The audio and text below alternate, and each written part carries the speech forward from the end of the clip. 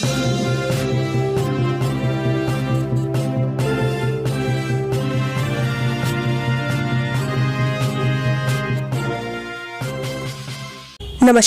आपका हमारे news channel UK24 news में स्वागत है।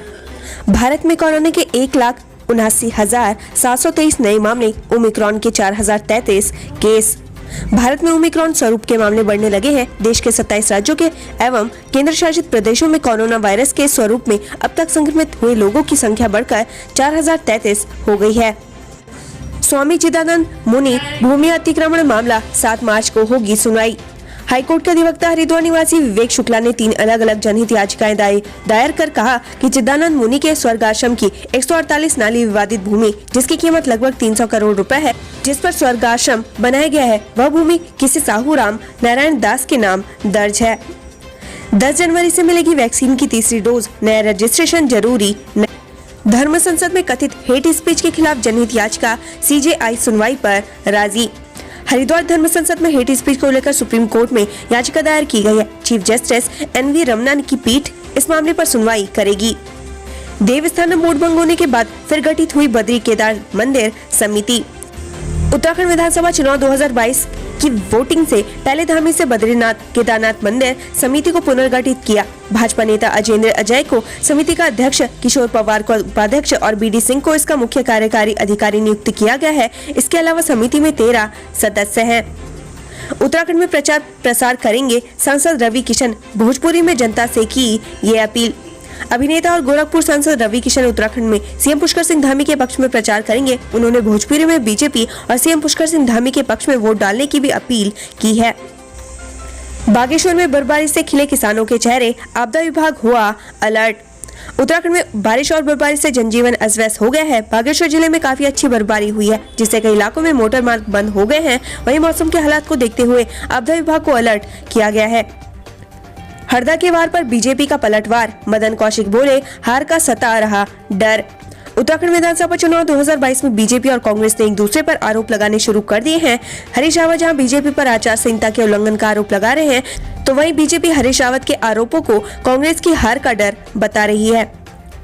CM धामी ने मां के साथ टपकेश्वर महादेव मंदिर में की पूजा, प्रदेश वासियों की सुख समृद्धि की कामना।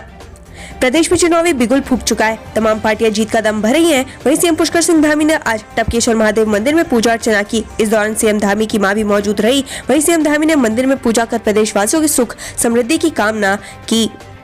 ग्रेड पे मामला, 10 पुलिस कर्मियों ने VRS के लिए किया आवेदन, महकमे का दावा फर्जी, नाम आ रहे सामने। उत्तराखंड में पुलिस कर्मियों की 4600 ग्रेड पे नहीं बढ़ाए जाने पर पुलिस परिजनों में भारी नाराजगी है। बताया जा रहा है कि अब तक 10 पुलिस कर्मी VRS के लिए आवेदन कर चुके हैं, लेकिन पुलिस महकमे का दावा है कि ज्यादातर आवेदन फर्जी है। उधर अल्मोड़ा से VRS के लिए आवेदन करने वाला पुलिस कर्मी भी बैकफुट पर आ गया है। हरिद्वार में सस्पेंड होने वाले मुख्य अधिकारी ने रखा अपना पक्ष, कही ये बात। जिला अधिकारी की कार्रवाई के बाद मुख्य शिक्षा अधिकारी विद्याशंकर चतुर्वेदी ने इस मामले में अपना पक्ष रखा है। उन्होंने बताया कि उनकी ड्यूटी निर्वाचन के कार्य में लगी हुई है, जिसके कारण शनिवार और रविवार को भी वह निर्वाचन के कार्य में व्यस्त थे, जिसके कारण वे अपने दफ्तर में नहीं जा पाए। इतना ही नहीं, उनके संज्ञान में भी नहीं था कि दफ्तर के बाबू छुट्टी के दिन कार्यालय में हो सकते हैं। उन्हें मीडिया के माध्यम से ही संबंधित कार्रवाई के बारे में पता चला। हरीश रावत के ट्वीट टारगेट पर भाजपा सरकार, रिवर फ्रंट डेवलपमेंट के बहाने जमकर घेरा। प्रदेश में चुनाव की तारीखों के ऐलान के बाद राजनीतिक दल फ्रंट फुट पर आकर जोर शोर से सियासी लड़ाई लड़ रहे हैं। रैलियां, जनसभाओं पर लगी रोक के बाद राजनीतिक दल सोशल मीडिया के माध्यम से अपनी बातें जनता तक पहुंचा रहे हैं। इसी कड़ी में कांग्रेस के वरिष्ठ नेता और पूर्व मुख्यमंत्री हरीश रावत ने ट्वीट कर राज्य की धामी सरकार पर हमला बोला है। हरीश रावत ने धामी सरकार को विफल करार देते हुए कहा कि वर्तमान सरकार की कई विफलताएं होंगी, जिनमें आपकी कल्पनाओं को जिसको आप मूर्त रूप दे रहे होंगे, इस सरकार ने बिगाड़ा है। भाजपा सरकार ने अपनी भावनाओं को ध्वस्त किया है। ऐसी ही मेरी एक रिवर फ्रंट डेवलपमेंट की भावना को भी इस सरकार ने ध्वस्त किया है। हरीश रावत PC, शर्मनाक तरीके से आचार संहिता की धज्जियां उड़ा रही सरकार बनाना चाहती है शराबी चुनाव। उत्तराखंड में आचार संहिता के उल्लंघन को लेकर हरीश रावत ने सरकार की घेराबंदी की है। पूर्व CM व कांग्रेस के वरिष्ठ नेता हरीश रावत ने देहरादून कांग्रेस भवन में प्रेस कॉन्फ्रेंस कर आचार संहिता लगने के बाद भी पोस्टिंग देने और आचार संहिता के दौरान कुछ विवादित फैसले करने पर सरकार पर बड़े सवाल खड़े किए हैं। मुकेश बोरा ने उत्तराखंड डेयरी कोऑपरेटिव फेडरेशन की प्रशासन का संभाला कार्यभार, बताई प्राथमिकता।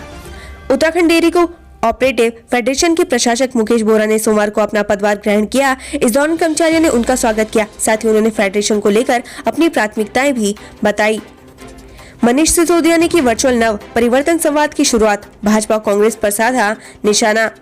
उत्तराखंड में आम आदमी पार्टी का वर्चुअल नव परिवर्तन संवाद शुरू हो गया है। दिल्ली के उप मुख्यमंत्री मनीष सिसोदिया ने नव परिवर्तन संवाद की शुरुआत की।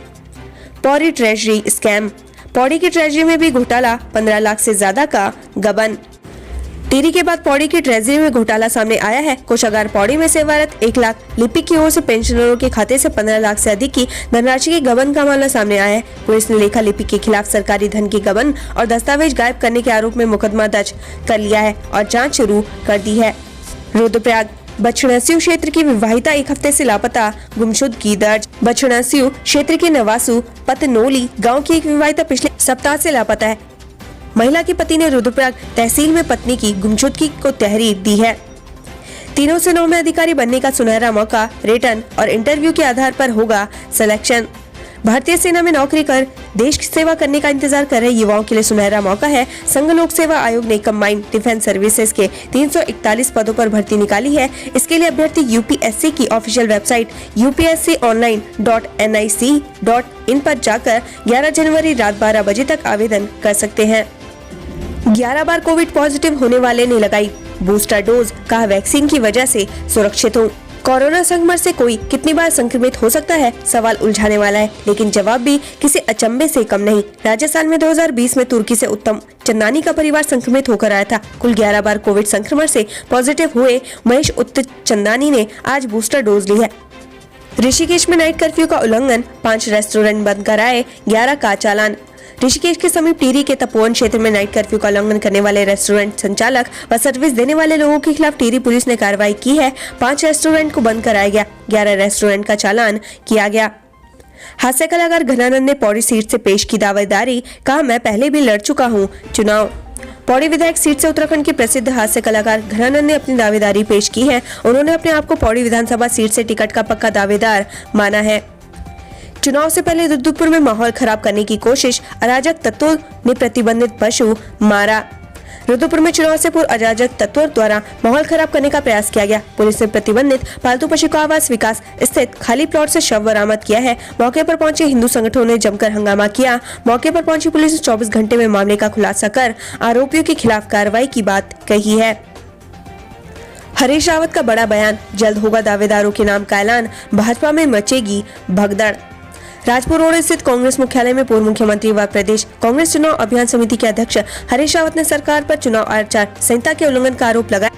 उन्होंने कहा बैकडेट पर तबादले और राजनीतिक नियुक्तियां की गई, चुनाव आयोग से शिकायत की गई और कार्रवाई की मांग की है। इसी के साथ हरीश रावत ने आबकारी व तबादलों में भ्रष्टाचार का आरोप लगाया। उन्होंने प्रदेश मुख्यालय में पत्रकारों से वार्ता में बात कही। हरीश रावत ने सीएम धामी को खनन प्रेमी बताया और उनके पीआरओ नंदन सिंह बिष्ट को बहाल किए जाने पर भी सवाल खड़े किए हैं। उत्तराखंड में 50% से अधिक विधायकों पर आपराधिक मुकदमे, 70% विधायक करोड़पति।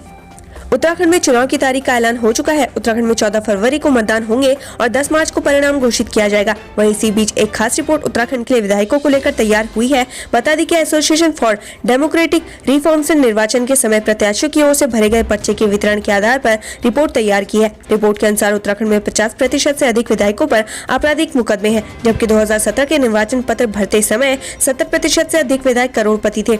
2017 के समय भरे निर्वाचन पत्रों के डाटा के 2012 के समय भरे निर्वाचित विधायकों के डाटा के साथ तुलनात्मक अध्ययन किया जाए तो पता चल रहा है कि 2012 में 19 विधायकों पर आपराधिक मुकदमे चल रहे थे। वहीं 2017 में यह संख्या बढ़कर 20 हो गई थी। उत्तराखंड से संबंधित ऐसी खबरें पाने के लिए हमारे चैनल को लाइक व सब्सक्राइब जरूर करें। धन्यवाद।